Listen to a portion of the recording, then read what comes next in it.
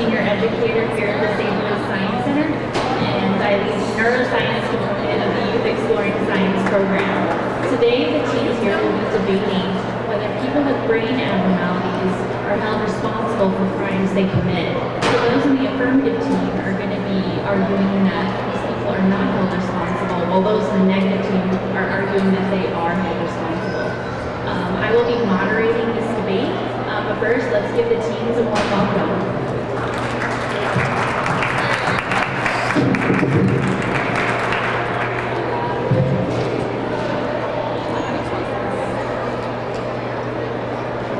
First, the affirmative team will have 10 minutes to give their opening statement.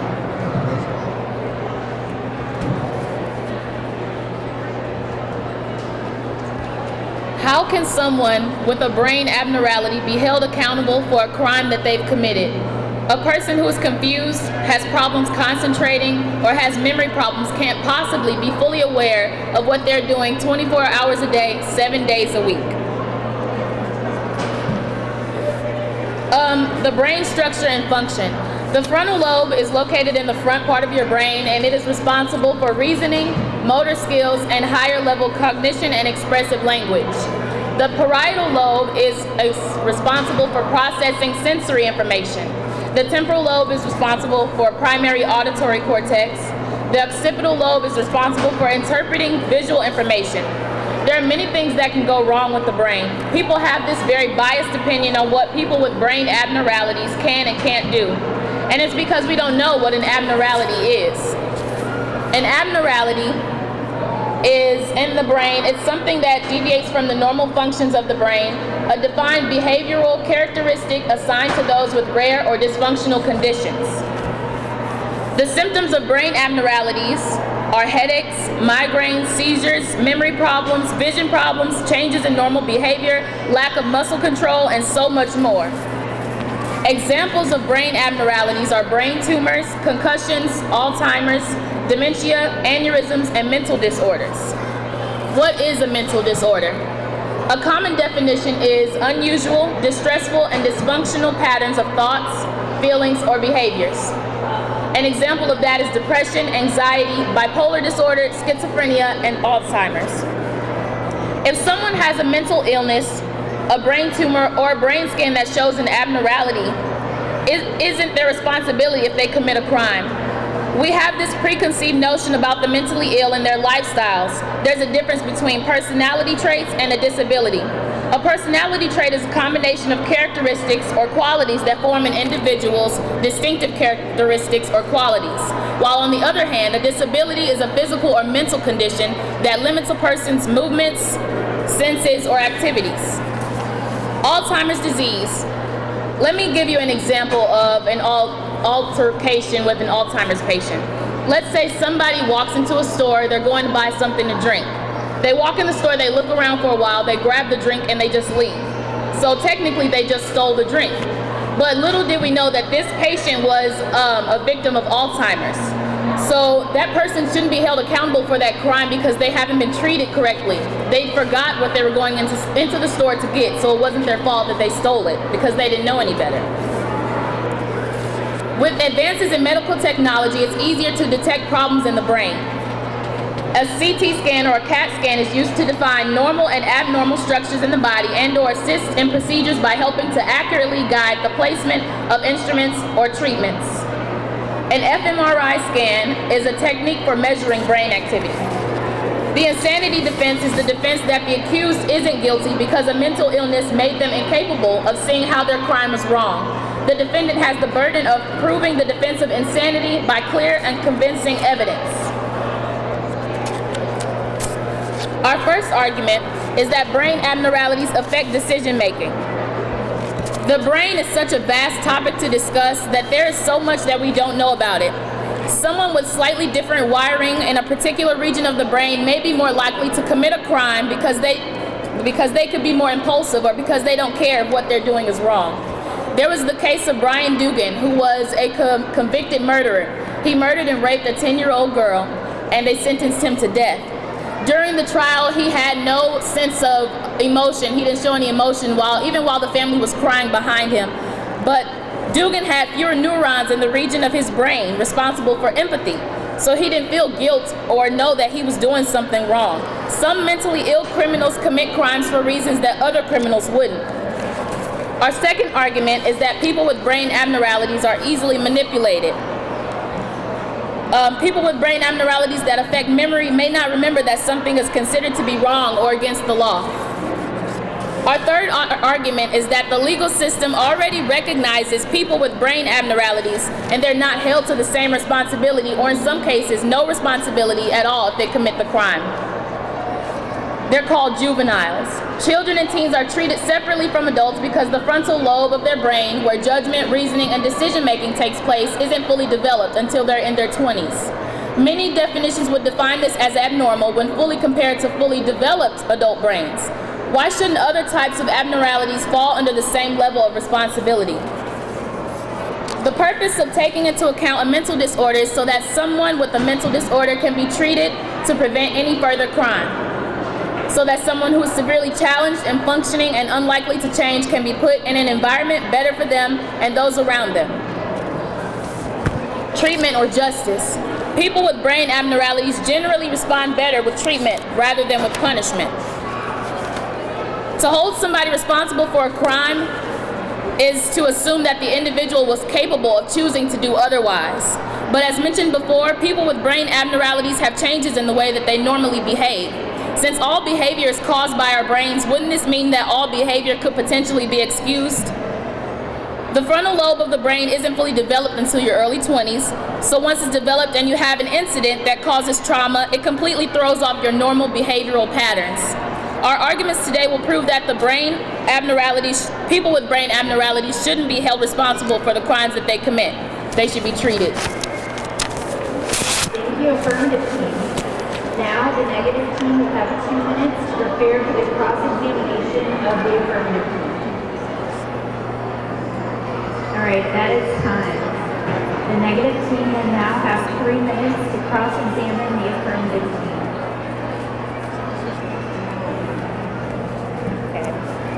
So we just have one question in response to your opening statement.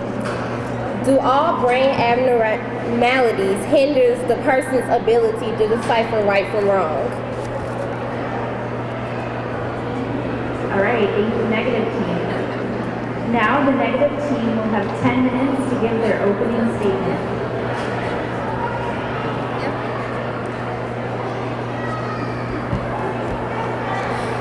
I'm gonna cry.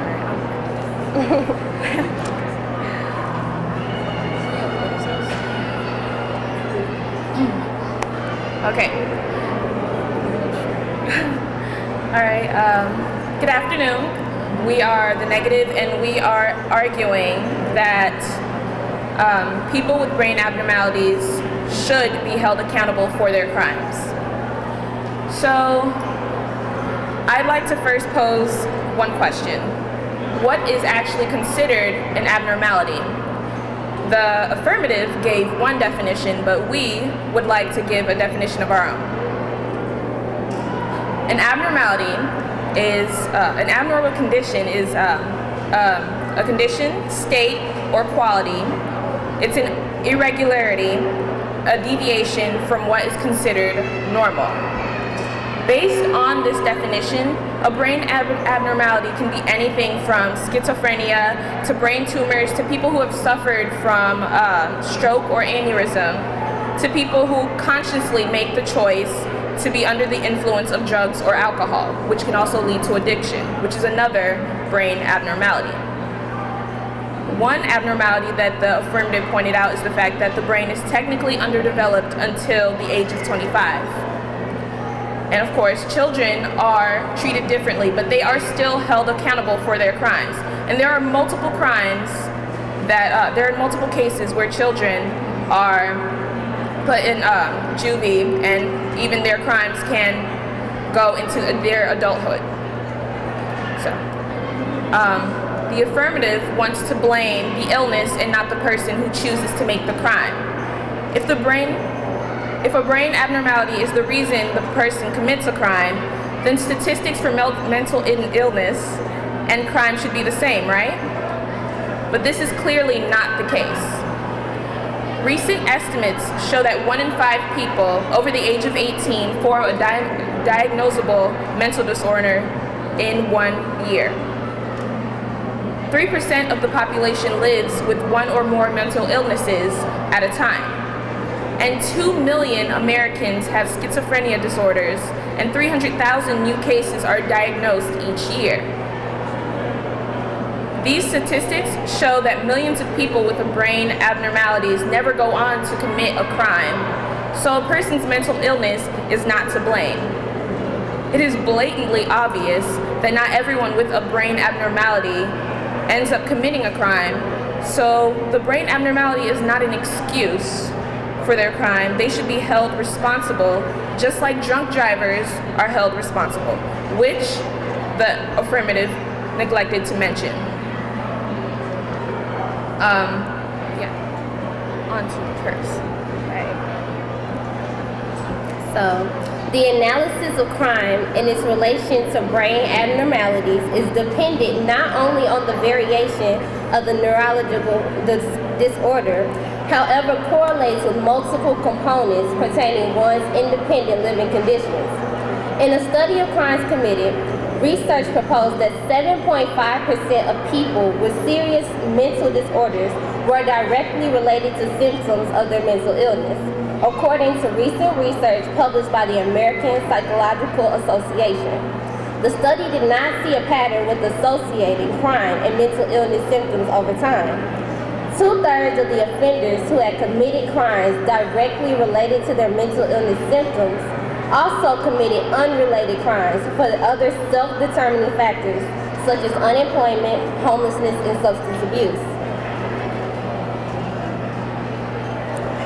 An incident occurred in the year of 2012 on December 14th, the Sandy Hook Elementary School shooting, with a 20-year-old man, Adam Lanza, who fatally shot 20 children and 6 adult staff members. Prior to driving to the school, Lanza shot and killed his mother at their Newtown home in Connecticut. As first responders arrived at the scene, Lanza committed suicide by shooting himself in the head. Adam Lanza was diagnosed with Asperger's syndrome in middle school. Asperger's syndrome is not often considered a high-functioning form of autism. It can lead to difficulty interacting socially, repeat behaviors, and clumsiness. However, violence and homicidal pursuit is not generally associated with symptoms of the syndrome. I say generally because anxiety and depression are 2 common traits that patients can suffer with autism. However, it's not evident with cases of Asperger's. Even if a patient were to suffer from anxiety and depression, the 2 are both treatable disorders that does not justify acts of murder. But scientific experts from thinkprocess.org stated that Asperger's is not correlated with violent behavior.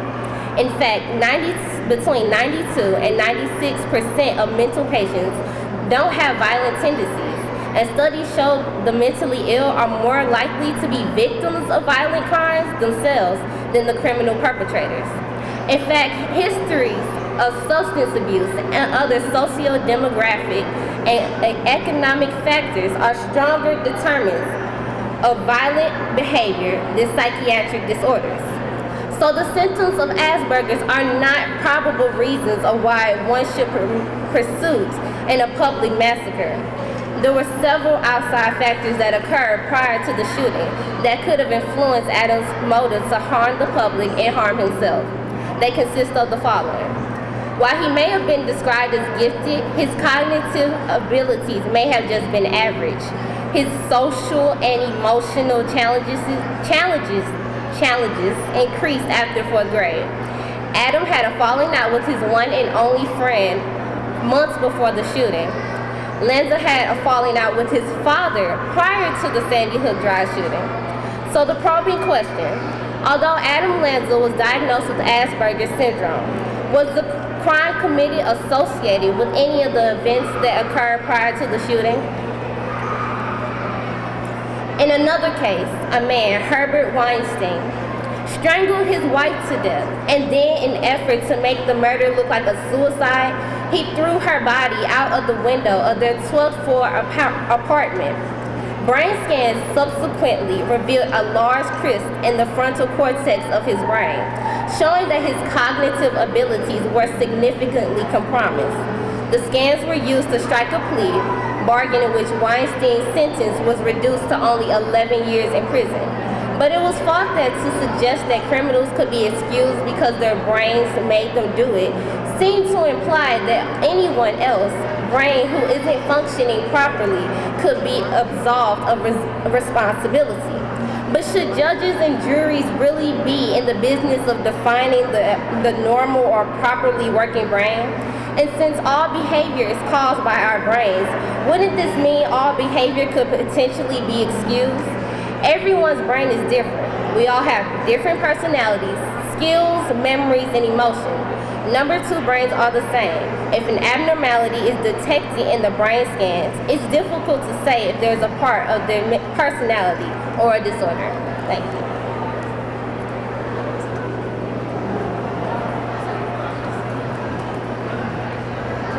All right, thank you, negative team. Now the affirmative team will have 2 minutes to prepare for the cross-examination of the negative team. And that is time. The affirmative team will now have 3 minutes to cross-examine the negative team.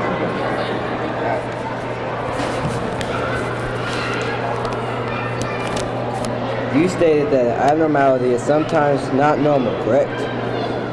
Which is why people with an abnormality should be treated. You stated that children are still punished. We agree, but it's obvious that they current held to an equal level of punishment. You brought up the case of a drunk driver, but the negative failed to inform you that beginning a careless alcoholic is an illness, so that doesn't relate to this case. You spoke on Asperger's, a symptom that is repeated behavior. So if they are in a violent environment, their behaviors will be violent. You told us the percentage of violent people with a brain abnormality, but that wasn't 100%, was it? Any problem in the brain affects how we act and are as a person. All right, thank you, affirmative team. The negative team will now have 2 minutes to prepare for their rebuttal.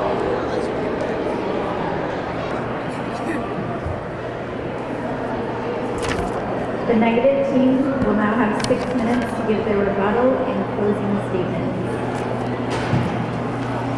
A brain abnormality refers to any atypical feature in the brain functioning, structure, or biochemical levels, and the extent to which they are obvious in the patient is not always predictable. I myself could have a brain abnormality, but if I committed a crime, I would have to face the time. But why? Is it because you can't physically see that I'm different? So who are we to accept one abnormality over another? According to the Laws in Human Behavior magazine, only 7% of the crimes committed by people with brain abnormalities are directly related with the symptoms they have. In response to Weinstein's case, Adrian Rain, a criminologist, says, imaging was used to reduce his culpability, to reduce his responsibility. Yet, is that not a slippery slope to Armageddon, where there is no responsibility in society? If one is considered not responsible for their actions due to abnormalities, no one is, because no one is completely normal. Most recent studies suggest that violent incidents among persons with serious disorders are sparked by the conditions of their social life and the nurture and quality of their closest social interactions. As the affirmative mentioned, the brain is not developed until one is about 25 years old. What they failed to mention is that it is still developing, thus it can be considered abnormal because it lacks fully functioning parts. Also, as our body matures, so does our brain, resulting in different brain abnormalities as a result of age. So in some parts of our lives, we will all experience brain abnormalities. If you allow those with brain abnormalities to be held accountable for their crimes they commit, then anyone under the age of 25 should not be held accountable either, because their brain is not fully developed. Therefore, it is abnormal. The affirmative mentioned that this is because the affirmative mentioned this, but what they failed to also say is that those over 18 are too held accountable for their everyday crimes. So are you really willing to let the majority of those who commit crimes live free of responsibility and do as they please? Mental disorders are neither necessary nor sufficient cause of violence. Major determinants of violence continue to be socio-demographic and economic factors. Substance abuse is a major determinant of violence, and this is true whether it occurs in the context of a concurrent mental illness or not. Thank you. Thank you, negative team. Finally, the affirmative team will have 6 minutes to give their rebuttal and closing statements.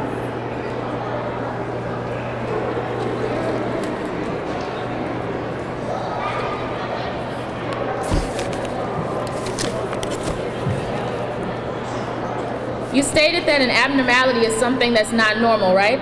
Which is why people with an abnormality should be treated. You stated that children are still punished. We agree, but it's obvious that they aren't held to an equal level of punishment until they're 18, which we agree with. You say that we want people with abnormalities who commit crimes to be free and just walk around with the regular citizens and public. We want them to be treated. We never said that they should get to walk around freely as if nothing happened. You brought up the case of a drunk driver, but the negative team failed to inform you that being a careless alcoholic isn't an illness, so that doesn't relate to this case. You spoke on Asperger's. A symptom of this is repeated behavior, so if they're in a violent environment, their behaviors will be violent. You told us the percentage of violent people with brain abnormalities, but that wasn't 100%, was it? Any problem in the brain affects how we act. A brain abnormality. This simple phrase makes you think that sometimes that something is wrong. Abnormal brain is one that isn't normal. Just as the word says, brains control the way we think, act, and reason. It's like a car. If the engine is messed up, the car won't run correctly, or even at all. All brain abnormalities affect us. If it's an abnormality in the frontal lobe, our reasonings are altered. If it's in the parietal lobe, it's our senses, such as touch, pressure, and that is messed up. Yeah. All right, thank you for the whole team. A nice round of applause.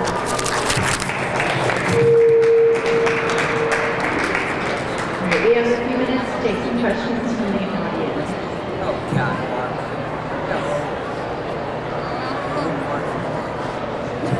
Yes, I have a question for the affirmative team. Earlier in your opening statement, you gave an example of a man who killed some people for exact descriptions of it. You said that he didn't have, he was missing neurons that gave him like empathy. So are you saying that just because he doesn't have empathy, it gives him like the excuse, not the excuse, but that like kind of justifies his killing of those people versus I know there are other cases of people who've done the same thing, but they have not been diagnosed with missing neurons and stuff. So is it justified for one and not the other for the same crime, or With the Brian Dugan case, we weren't justifying what he did because before he did what he did to the 10-year-old girl, he was already a convicted murderer. We were just giving you an example of how brain abnormalities affect us. So because he had less neurons, his empathy was affected, which is why he had no emotions during the trial.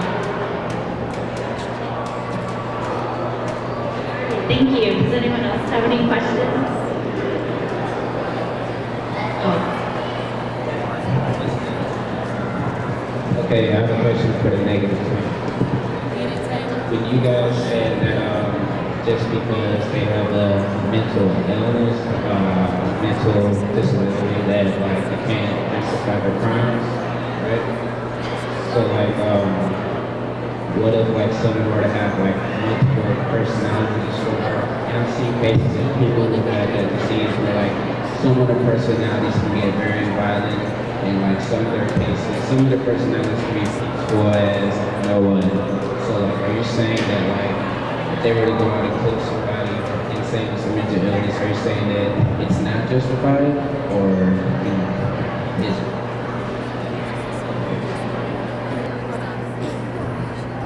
So I'm kind of confused. Are you asking for our personal opinion or whether or not they should be held accountable for their crimes? Both. Okay.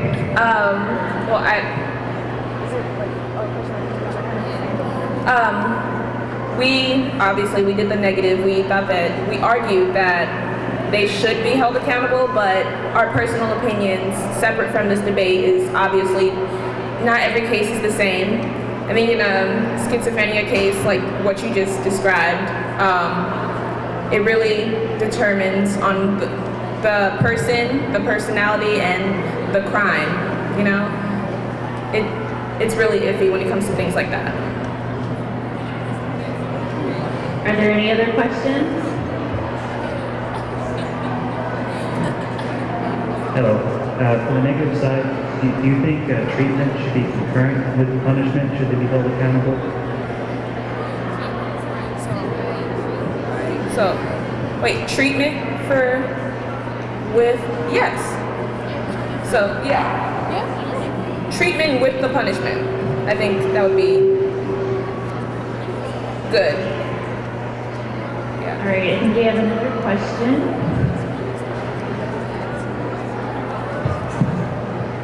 Hi.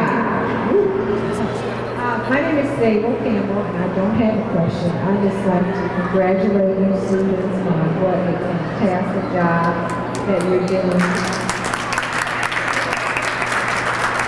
The YES program is awesome, and your topic is really awesome. So I'm here today with my 13-year-old niece, Antonia, and I'm sorry, 14. I just won't let her grow up. 14. And I brought her out so that she could see some of the work that's going on, and you could be a turning point in her really getting to like science and staying in math. Thank you. Thank you. All right, are there any other final questions? All right, let's get, first Mark has another question. I have a question for the negative team. Just a second ago, you said that you think that it should be crime with treatment. What if the crime is like murder and then they have that schizophrenia or some personality disease that I said earlier?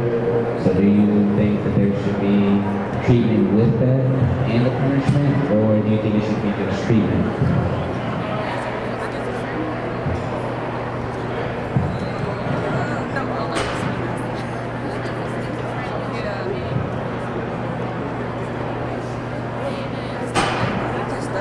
I know this is a very difficult question. We can get into, Taylor, would you like to address the question? Yes. Well, I think still with schizophrenia, it should be treatment and punishment. So with the treatment, they're still learning by the punishment that what they done was wrong. So hopefully with the treatment, they're starting to understand and kind of change. But then with the punishment, they're kind of learning what they did. Right, with that, let's give another round of applause. You guys did a great job.